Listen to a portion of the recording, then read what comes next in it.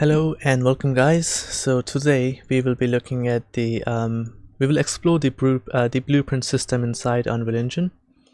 Now this topic is extremely huge, so what we'll mainly focus on this is we look at the actor class and the level blueprints in general, as a lot of the blueprints share very similar attributes between them.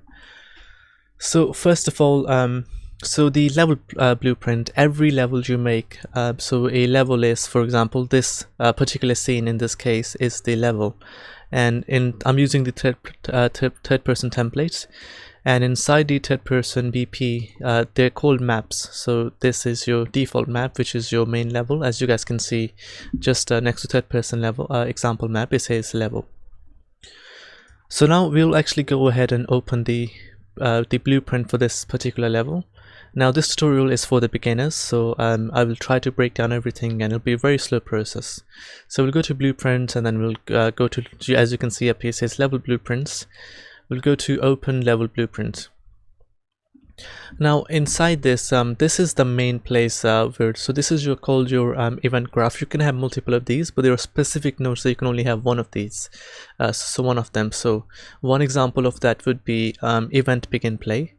So you can right click, as it says down here, right click to create nodes. You can think of this as a brain, and all the nodes are like neurons, and so there's a lot of signals being sent and received, and they're causing reactions. So there are receptors, and then there's this is a place where everything gets calculated or whatever, and then the actions are sent out.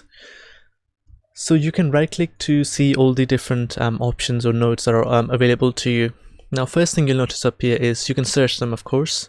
Now there is this thing called context sensitive. Now as it says down here, this will try to bring the nodes that make the most logical sense based on what you're currently doing or what node you're dragging this out of. And so there's that. Now sometimes it may be necessary to turn this off if you can't find the node you're looking for, as the system obviously does not always know exactly the perfect solution every single time. So now the next thing we do is, so the first thing we can do is we can right click, we can obviously search for nodes, but it's a lot better if you know what you're looking for and you can search it. Now a lot of the nodes, the names actually, so the action you're looking for example, if you want to set the visibility for something, you just type visibility, or it's probably better to say set visibility. But right now, as you have nothing selected, there's like nothing else, so it can't actually find anything that fits in with this. So if you turn this off, you'll find the set visibility node down here. So a lot of the nodes are very specific to the name. For example, if you want to pause your game, you can say pause game, right? And then you can choose set game paused, or is the game paused, or pause. So there's a lot of nodes that are very easy to find. The next thing we'll take a look at is, so anything, so inside your level blueprints, specifically anything that is inside your inside your scene or inside your world outliner. So you can select that. For example, let's select this cube. Now if you right click in here and take context sensitive and you do visibility, first thing you'll notice up here is create a reference. So we can create a reference to this, and then we can tell the system what we want done to this particular mesh or this particular item in our scene. Now the first thing, of course, is now if you search for visibility, so let's say set visibility, you no longer need to do the context sensitive, and it brings up the node that best fits this. So you can set this actor hidden in game, and so now this is a boolean value. Now of course this is a variable, and inside your boolean values you either have a true or a false. So if you check this, it means it is hidden. If you leave this unchecked, it means it is not hidden. But currently nothing is going to happen, as we'll do this hidden. But if we compile this and we go ahead and simulate, you'll notice that nothing is happening. The thing is still visible in the scene. Now this is because inside our blueprint we haven't actually set anything. We haven't told it when we want this to happen. So for example, now we can go ahead and do event begin play. So now you can only have one of these in a particular blueprint. This is a limited function. So this basically starts off when the game starts. So whenever this level starts, this will be fired, and then you can connect this. So you can drag this off and connect this here. And now we'll compile this, and now when we click simulate, you can see that the actual actor goes to hidden, so the actor is not present there anymore. Now this shadow, this is nothing to worry about at the moment. This is a very different topic. You can just go ahead and maybe if you don't like, you can just change the light to movable and the shadows get better. Now that's that. So that's just a basic event that you can call from event begin play. So whenever the game starts, whenever this level is opened, this event will be called. Now the next thing we can do is we can actually set a delay. So we'll add a delay node down here. So what a delay does is basically a float value, which is just numbers basically. So you can set the amount of numbers. So now I believe a float value usually requires more calculations, and now this is also a variable which you can find down here as well, but we'll go into that just in a little bit. So now if we say, let's say 3 seconds, I'll compile this, or I'll do 5 seconds actually, so I have enough time to go between these two.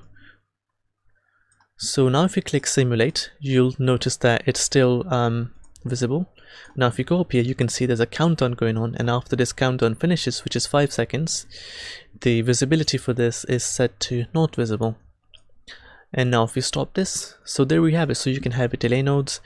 Now first thing we looked at is our event begin play. Next thing we will look at is event tick. Now an event tick is also something that is called when the game starts, when this level starts, but this is called every single frame. And now if I do the same thing down here, if I just connect the set actor hidden in game to the event tick, I can go ahead, compile, and I can simulate, and you can see it does the same function, but it's called every single frame. So it's not just called once, it's a thing that's recurring, so it constantly keeps calling that event and it updates. So there's that. Now the next thing we have is we can actually have custom events. So to make a custom event, we'll just type custom, and you can see custom events. Now these events are actually a bit more complicated than just the basic event begin play. Now these events don't run on their own, you need to call them somewhere. So if I was to, let's say, call this visibility, as we have already been working with the visibility of that cube. So first thing you'll notice down here is that this event is so up here you'll notice that it has a few options. So first is to replicate. Now replicates is a thing that's used in networking. So these are the nodes you want to use for if you're working on a multiplayer game with networking, and generally you want these to be inside your game instance. We won't go much into the game instance today, but the game instance is basically something that exists over the duration of your game, regardless of which level or which scene you have opened in the background.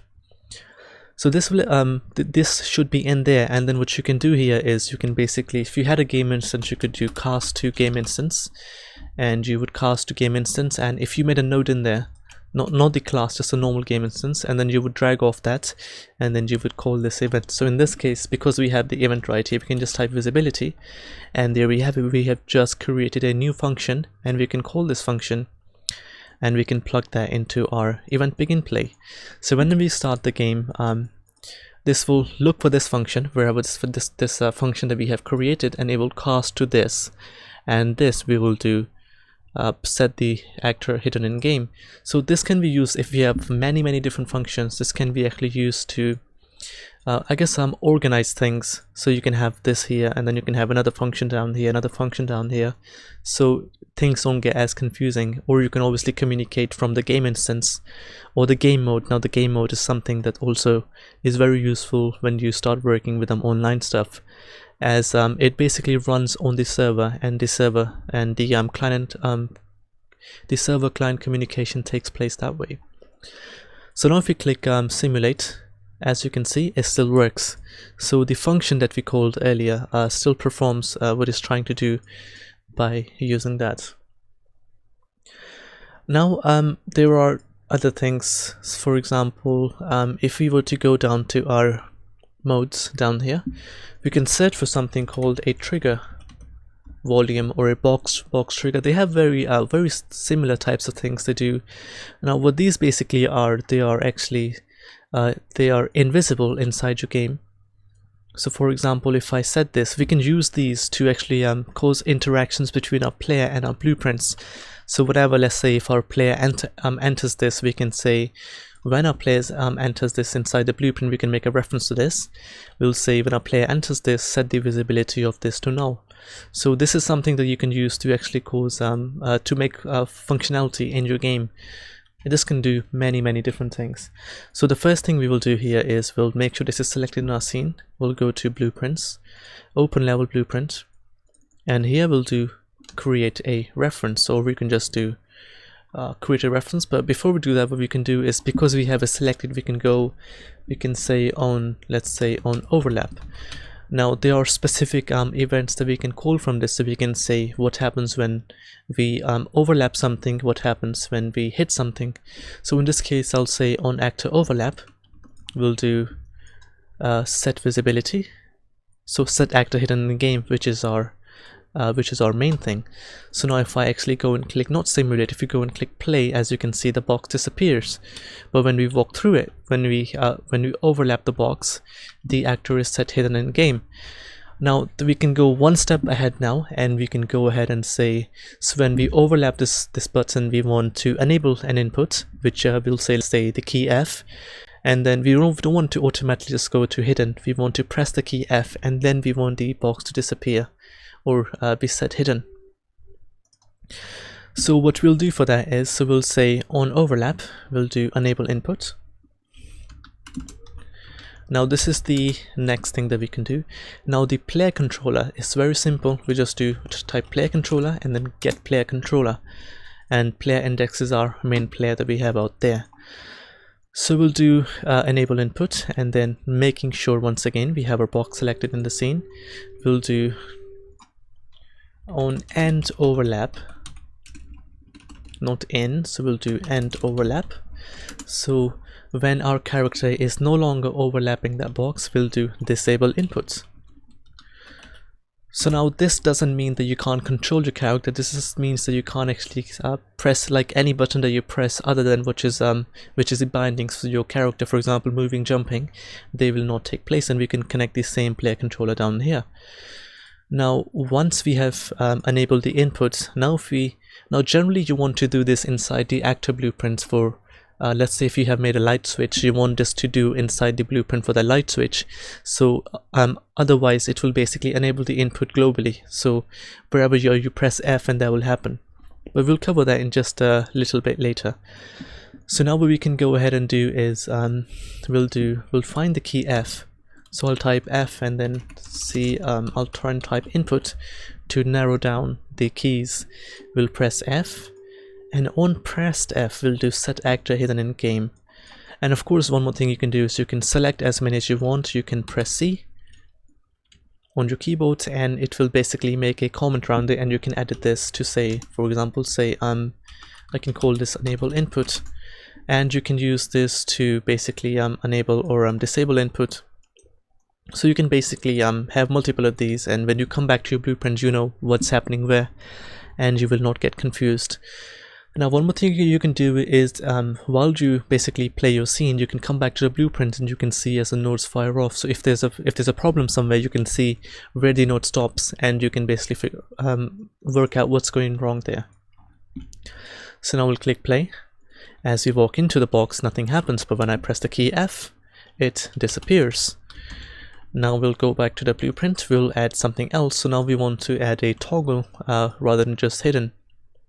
So now we'll drag out the node from our, so this is the reference to our cube mesh. We'll drag a node out from here. We'll say toggle visibility for our static mesh, and which will be done by the F key. Now we go back, we minimize this, we click play, we press F, disappears, we press F, it appears again. And now this is a toggling thing that you can use for so many things like light switches and stuff. So these trigger box can basically be used for your lifts and stuff, and all these various functions. And now we'll head back to our the graph. So back inside our blueprint now, we'll actually go ahead, we'll leave these two for now, and we'll move on to our variables.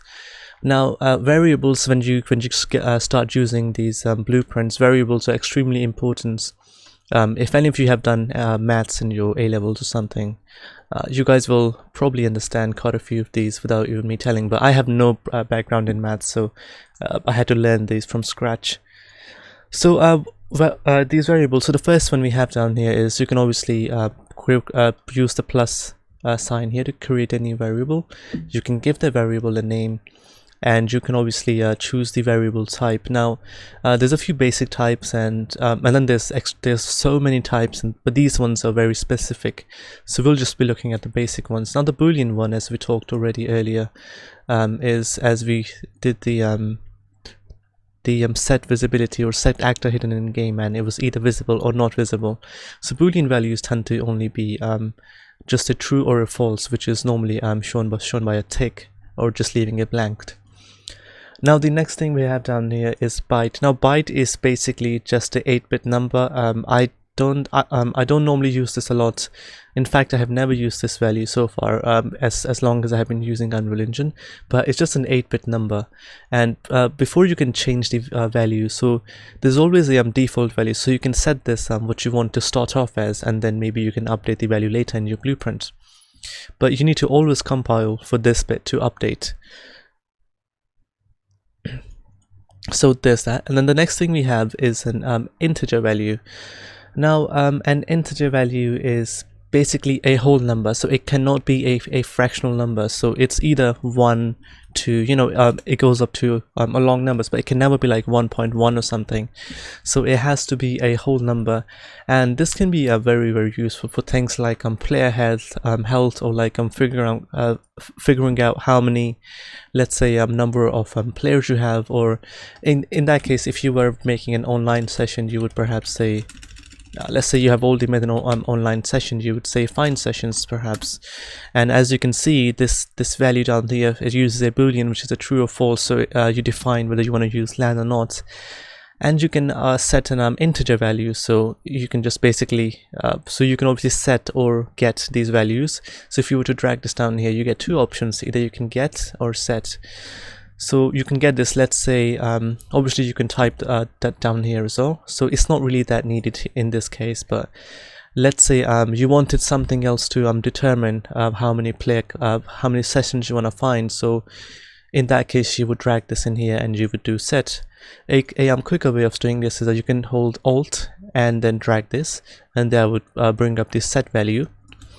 Or you can hold the control key. For me, it's the Windows key, as I'm using a Windows keyboard on a Mac, but for you should be a control key. You drag that down here, and then you can obviously say the get value.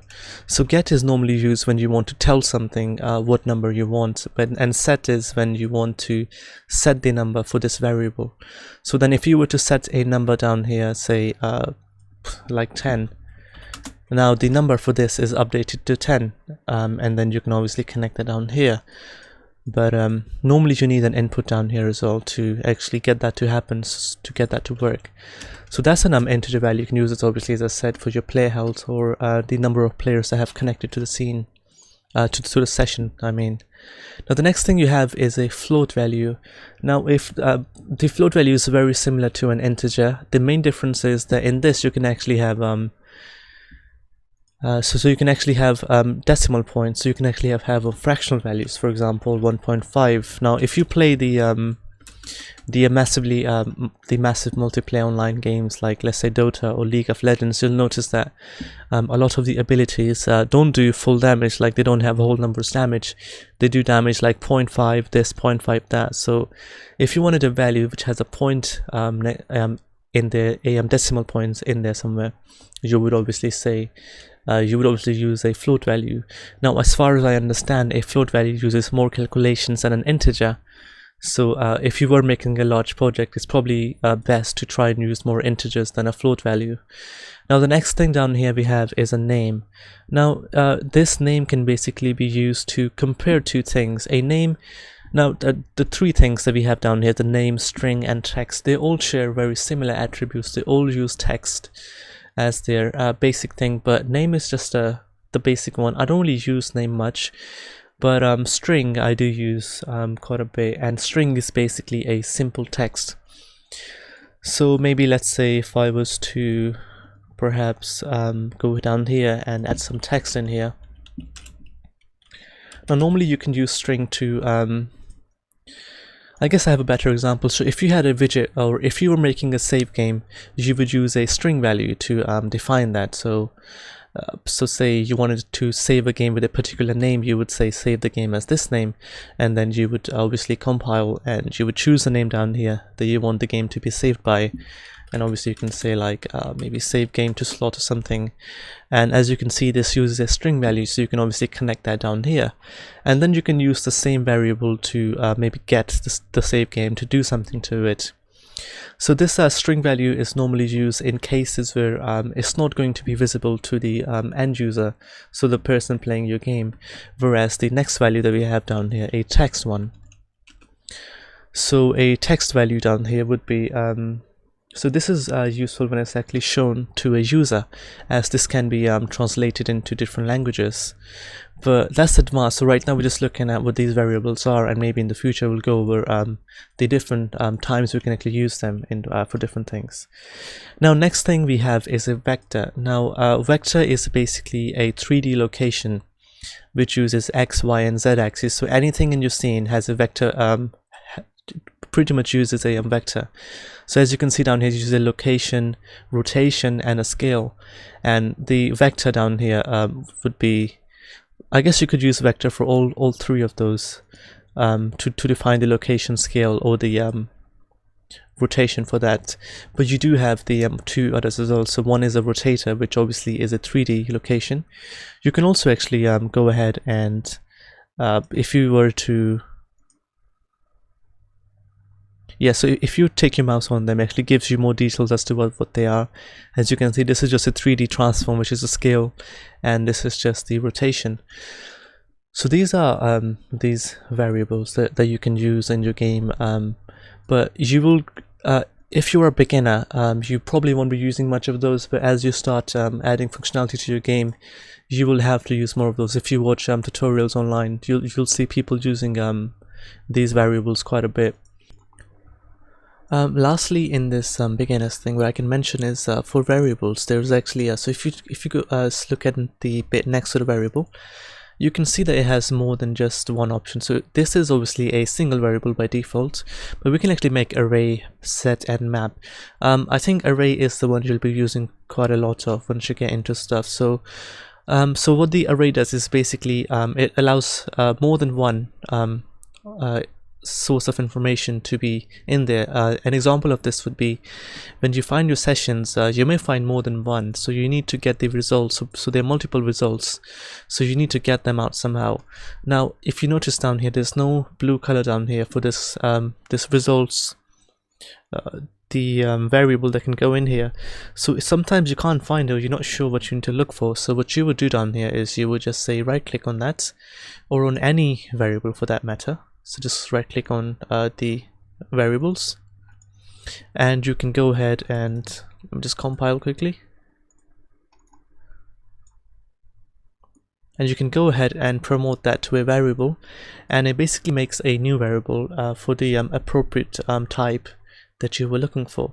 Now one more thing that I think we can mention here is you can actually, so let's say you have multiple variables, so in the category you can actually choose a category, so you can type a name here. So let's say the first one was, let's say player number,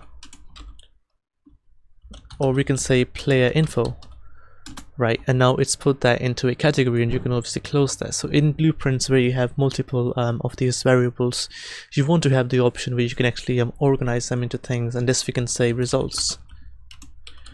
So that way it's just oh, not up here, I mean down here we can type results, and that way it's basically organize that into those separate sections. And if you've already made one, you don't need to do that again and again, so you can just use the drop down and choose the appropriate one for any new variables that you make. And lastly, basically, so you'll notice something here. There's a thing called replication. Now, a replication is rather useful when you are working with multiplayer sessions or online stuff. So it will basically be replicated on the client and the server and things like that. So that's just that option down there. And of course, once again, you have a default value down here for a for an array, and as you can see, you can have multiple members. So this is not limited to just one member. It can have multiple members. Now next we come down to functions and macros. Now I would put the custom events, the functions and the macros in the same category for some basic reasons. So they basically in a way allow you to have collapse nodes. So for example, in this custom event, what you can also do is you can actually add inputs, and what that would do is basically make new variables down here. And then if you were to call this this same event anywhere else, for example, if you type visibility here, you would have those parameters preset down there, and then you can set them down here while you cast to the event itself. Now when you make a new function, it basically makes a new graph for you, and the function can again have inputs and outputs. So for an input, it basically stays on the new function. You can obviously name the function down here, and then if you were to have an output, it makes a return node for you. Or if you just need a return node without having a any outputs, what you can do is you can use return node. Now I will be going into more detail into variables in the next video, and how you can use them. I'll present different examples. So these allow that, and the next thing you have is macros. Now macros are also basically one more thing. Of course you can, so any function that you have or macros, you can actually drag and drop them here, and they act very much like the custom events that you have down here. Now the macros themselves, they basically have inputs and outputs, and you have to compile as well. And as you can see, the inputs that you assign in there and the outputs, they show up down here. So the functions and the custom events are more similar than macros. So these are basically things that you'll start using once you get into more advanced use of blueprints. And you can use these things for doing so. Rather than having a lot of stuff on your main event graph down here, you can actually use functions and macros, and then obviously these act as collapse nodes where all the information is kept in a separate side, and they obviously allow inputs and outputs, so that makes it a lot easier to handle the variables as well. So there's that. Now the next thing we'll look at is a blueprint actor class. Now to make a blueprint in your content browser, you want to either go to add new, choose blueprint, or you can right click here and go to blueprints. Now as you can see, there's a lot of different types of blueprints, and if you look down here, the list just goes on. Now the one we'll be looking at now is the actor class, and I'll just call this, don't need to call this anything, just leave it like this. Now when you double click and open this blueprint, now this blueprint is basically acts just like your you could call this, say any static mesh, since you can just drag and drop this into your scene just like that. Now inside here basically you have a viewport. Now inside the viewport you can basically add stuff like meshes or emitters, particle systems, and even basic shapes like cubes and stuff. So in this case, and then obviously you have an event graph where you can still do everything. Now you can't obviously select something from your scene and be able to reference that in here because it's not actually your level blueprint anymore. So the things that you can reference is the stuff that you add down here. For example, if I was to add here, let's say a cube, you can see it's added a cube in the scene to the blueprint we added down here. So there we go. And we can obviously now add events to that cube. We can also add the same collision boxes in here. So if we add a box collision, we can maybe set that around the cube. So say we make sure it covers all sides of the cube. And we can also add some text in here. So this is just an example of how the this works. So this text I'll call maybe don't call anything text here. and down here we'll say let's say press F to interact perhaps. Right, so there we are. Now if you go to the event graph, we can say, so on overlap, and we don't need to have this as a parent or children at the moment or anything, so let's do that. So we'll attach that there, and then we'll select our box and we'll say on overlap. Once again we'll use a similar one as we did before. We'll select the box again and we'll say on end overlap, and we'll do down here, so we'll drag our text in, and this makes a reference for it down here. We'll say set visibility, and we'll Control C, Control V that down here, and when the player is overlapping it, we'll say set visibility to true, and when the player is not overlapping it, we'll say set visibility to false. Now if you go ahead and click play, as you can see, so currently there's something going on. As you can see, it's visible by default, but once we interact with it, it obviously changes it. So to fix that is you'll go ahead to your text and you'll say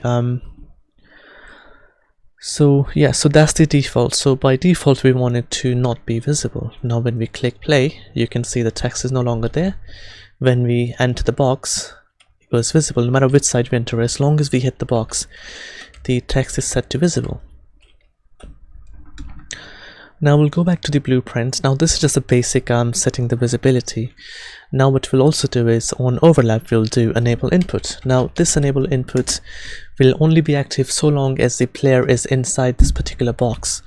So this is a better way of doing this than we did earlier in the level blueprint. So I'll say get player controller again, then I'll say disable input, and our input key, the one we'll have, will be F again, or this time we'll say Q input. Right, so now when we press this, we'll make a reference to our cube, and we'll say maybe set material, and on press Q we'll set material to say gold. Of course, that's the reason I did not choose. I've been trying to press the F key, whereas we're supposed to press the Q key, and as you can see, it sets the material down here. Of course, it's my bad, I chose the wrong key, and in the text it still says F, so Q. Now that was a basic example of using the actor class of the blueprints. You can obviously have static meshes. There's a lot of options here. You can have audio, you can have sound cues, you can have skeletal meshes, lights, particle systems, pretty much anything you need to use in your scene. Now one way I used the actor class was to actually add a leaf fall to my trees, and so what that did basically is at a particular time I wanted leaf fall to start on my trees. You can check that video out on my channel as well, and I believe it's called Seasons on my channel, and the other one is the leaf fall particle system. So that's it. So that's the basics of getting started off with the blueprints, and in the following videos that I make up, I will go over maybe adding actually using the variables real time. So I'll give different examples of how you can use variables and what you can achieve with them, just like I did in my in a tutorial made a very long time ago called materials. And I'll also give different examples, and let's see where we can get to. So hope you guys found this somewhat useful, and thanks for watching, and I'll see you guys in the next video.